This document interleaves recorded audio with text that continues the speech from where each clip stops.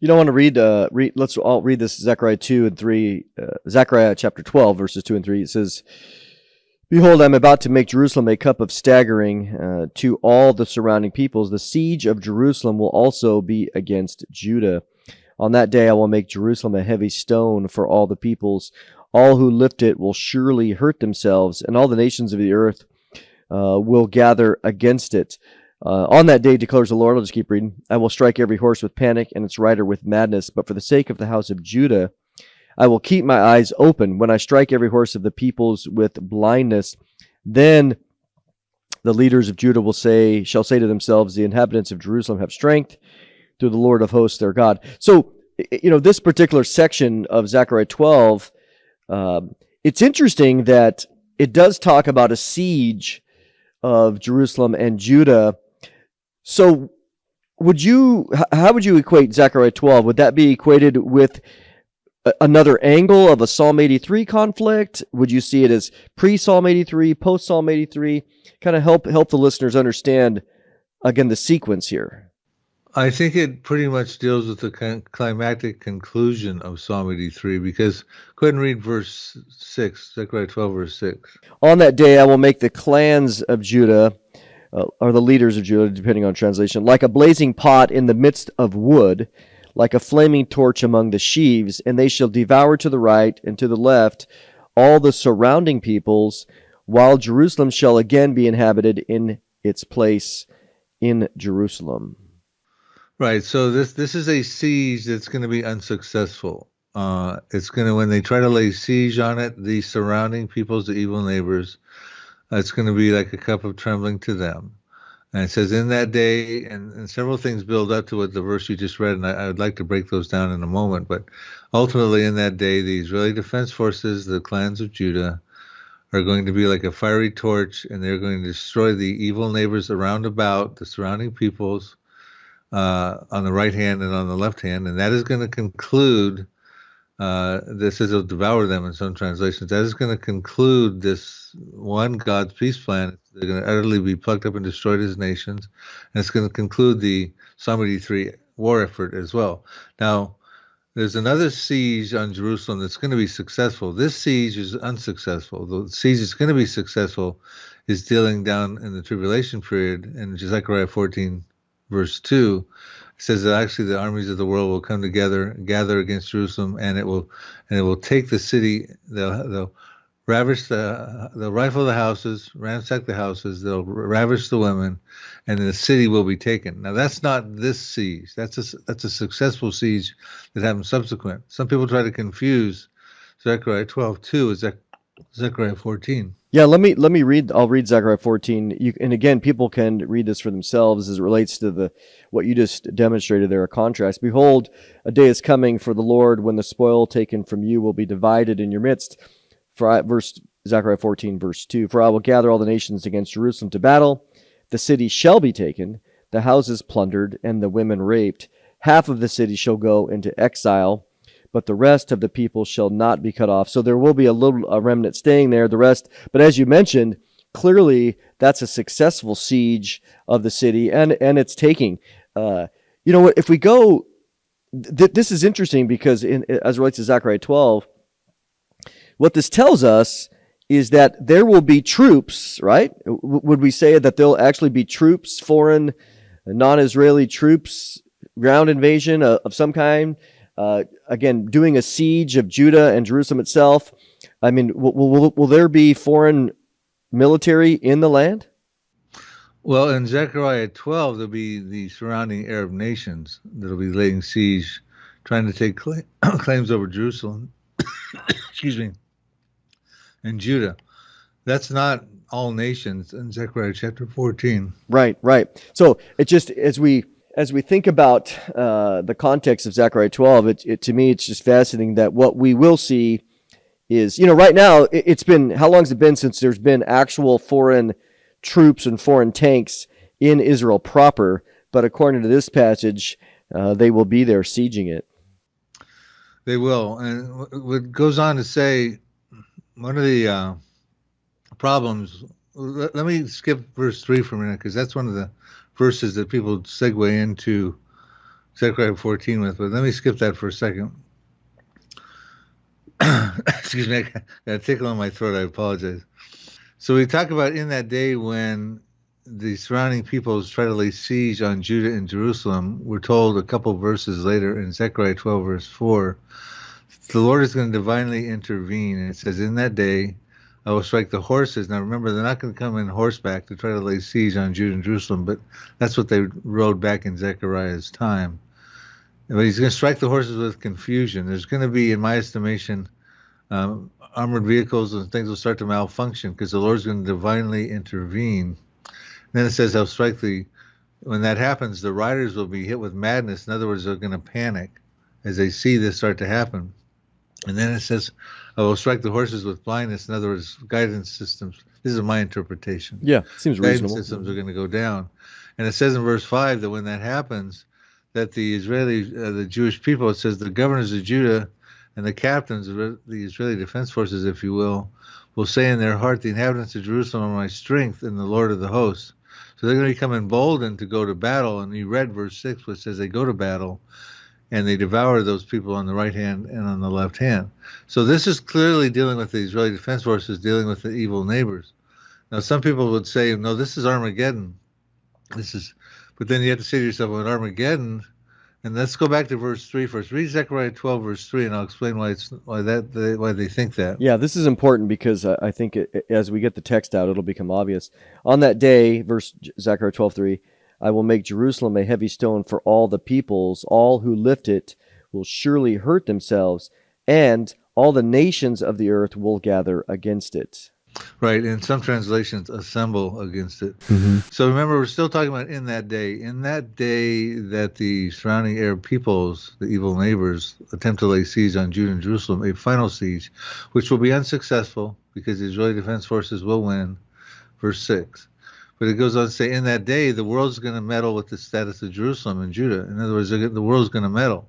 Now, some people think, well, this is going to be Zechariah 14, Joel 3, Revelation 16. We'll get into those in just a moment.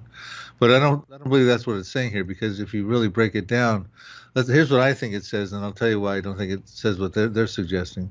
It says, in that day, they're going to try to meddle. So we look back in 1947.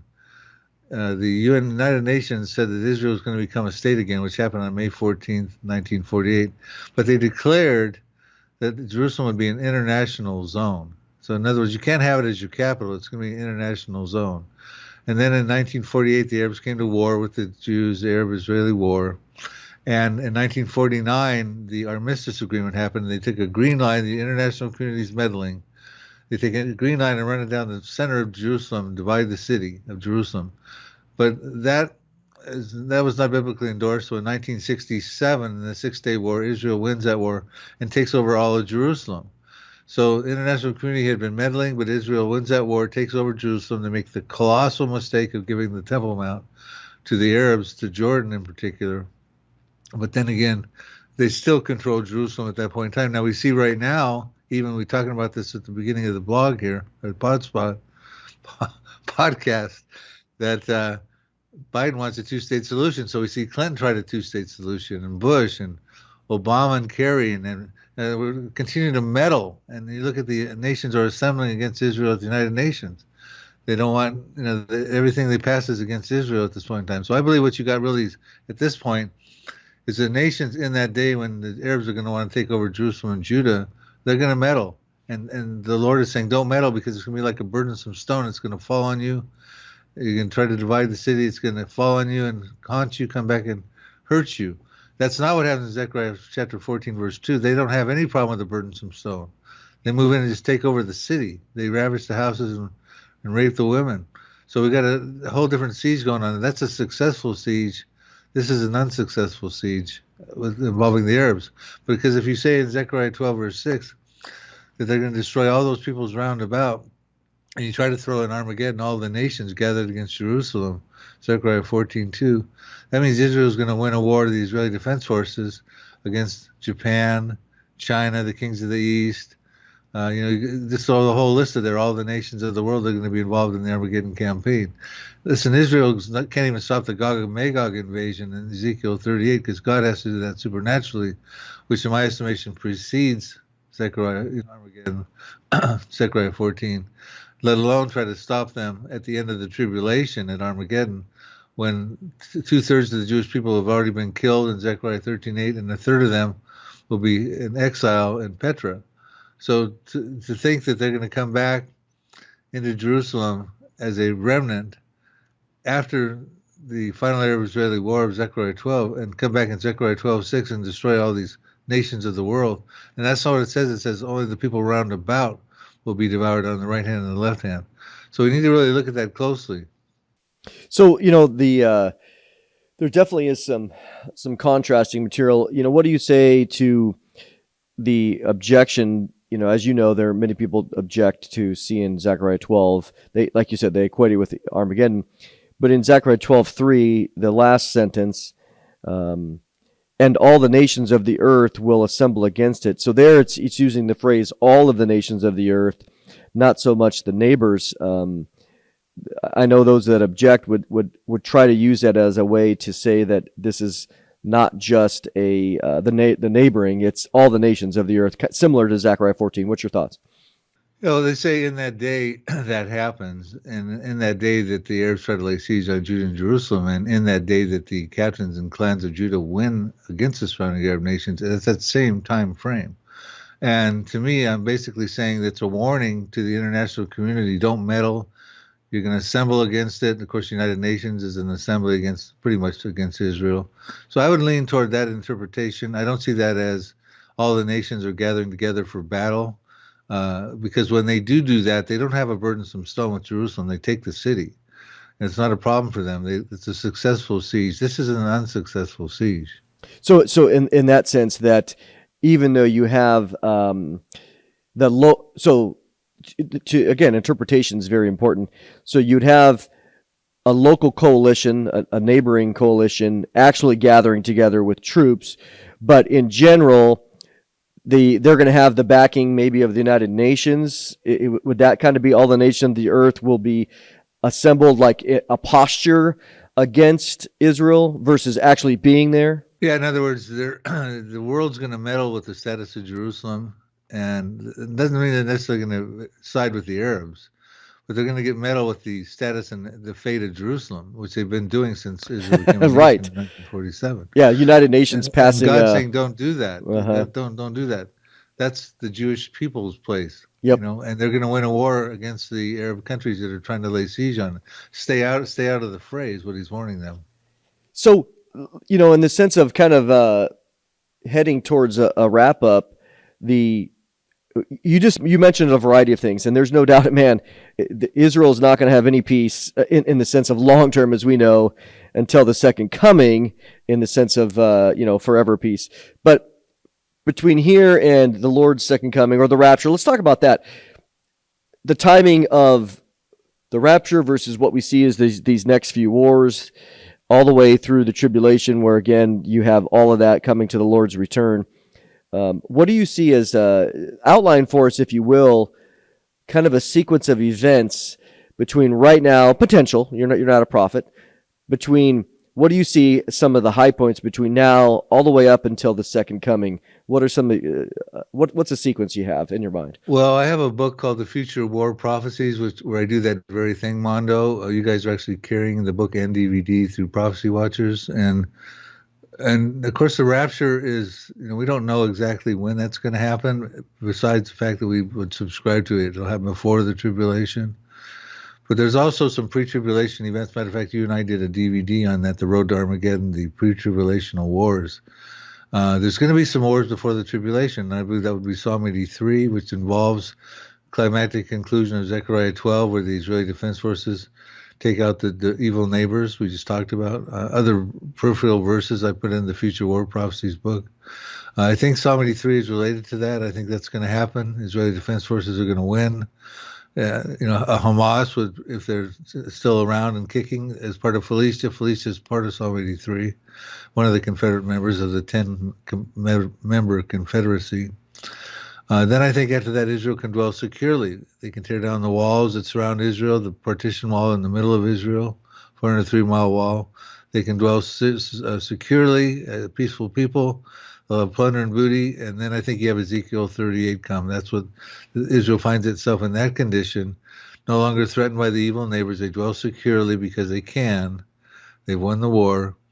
Then I think Ezekiel 38 will happen as Israel becomes a robust nation.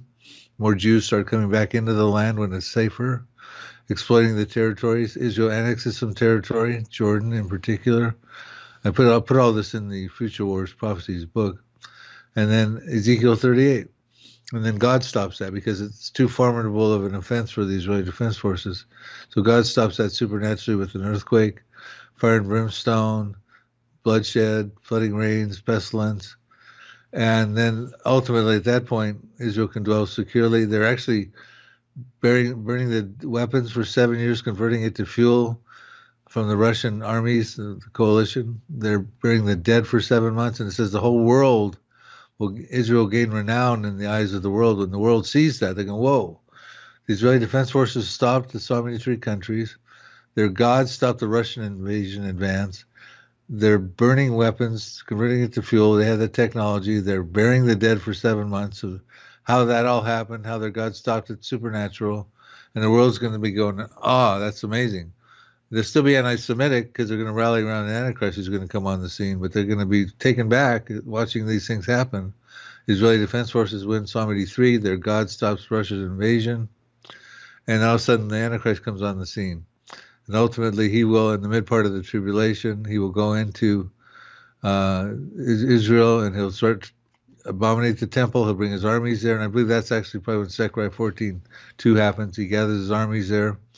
And they take the city. He goes, and Jesus said, when you see that happen, Antichrist goes into the temple at the mid part of the trib, flee, and we find out a lot of them do, but 2/3 of them don't, and they get killed according to Zechariah 13:8. Then ultimately they are exiled in Petra, southern Jordan, as refugees, which is another reason they're not going to be at the end of the tribulation Armageddon be able to have the strength as refugees to kill all the nations of the world in Jerusalem. God, we find out in Isaiah 63 that God stops the. It's a lot to talk about here, but ultimately the Armageddon situation, and Jesus Christ comes and has a slaughtered Basra in southern Jordan, Isaiah 63, single-handedly. And then Revelation 19, he goes and gets his armies from heaven, and he comes back to Jerusalem with them. So a lot of stuff in my book, Mondo. We can't get into all this stuff right now in this moment because it's too much to say. But Psalm 83, Ezekiel 38, and then ultimately the end of the tribulation, the Armageddon campaign. You know, it's amazing, Bill. That's a great summary. That as we're watching, there's a lot. The Lord has provided so much detail as it relates to the last days and the final circumstances of Israel leading up to the tribulation period, the time of Jacob's trouble, the Lord's return, as you mentioned, the rescuing of Israel. So why? Romans 11:25, that all Israel will be saved. And so what's, the average person here that's watching, or listening in that regard, let's give them some hope. What's the hope? Certainly the gospel. What's the hope here? How does this end up? Okay, listen. What I would say in summary, Mondo, and again, thanks for having me on this podcast, is that it's time to get right with Jesus Christ because he's coming for his believers in the rapture, and ultimately he's going to come a second time in the second coming for the faithful remnant. And at that time, he's going to destroy the Antichrist. He's going to cast them alive with the false prophet into the lake of fire. He's going to deal with the armies of Armageddon and win that war.